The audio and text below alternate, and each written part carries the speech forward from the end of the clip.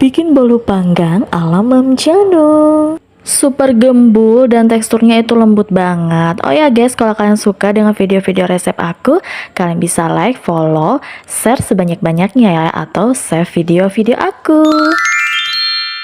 Di sini aku udah menyediakan beberapa bahan, jadi antaranya tepung terigu, margarin cair, gula pasir, susu bubuk, dan 2 butir telur. Ada baking soda, SP, vanili bubuk, pewarna kuning tua, dan juga pasta coklat dan sedikit garam. Oke, lalu pertama-tama di sini aku masukkan 2 butir telur dan juga gula pasir sesuai selera kalian aja. Karena aku nggak suka manis, jadi gula pasirnya aku pakai dikit. Dan ini aku kasih masuk 1 sendok TSP. Lalu aku mixer. Pertama-tama aku mixer dengan kecepatan rendah dulu. Habis itu aku naikkan secara bertahap. Nah, ini kita mixer sampai dia putih kental berjejak saja ya guys, seperti ini. Kita off kan mixernya. Lalu saya masukkan setengah sendok teh baking soda, vanili bubuk, dan juga pewarna kuning tua, susu bubuk.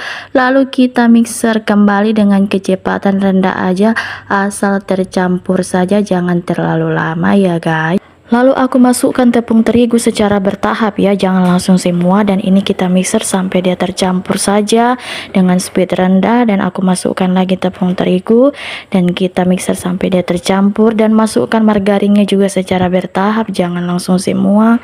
Dan ini aku mixer kembali sampai tidak ada margarin yang mengendap di bawah adonan, agar kue kalian nanti hasilnya tidak bantet. Nah, ini aku aduk kembali untuk memastikan tidak ada margarin yang mengendap dan adonan sudah tercampur dengan rata.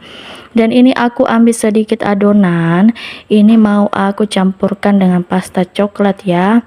Ini aku aduk sampai dia tercampur.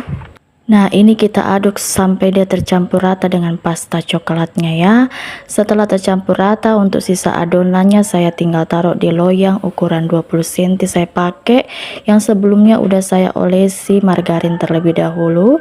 Dan untuk pasta coklatnya ini, adonan pasta coklatnya tinggal aku taruh di atas adonan biasanya. Lalu ini aku mau bentuk menggunakan tusuk lidi. Dan aku tusuk mengelilingi adonannya supaya memastikan tidak ada juga udara yang mengendap di dalam adonan.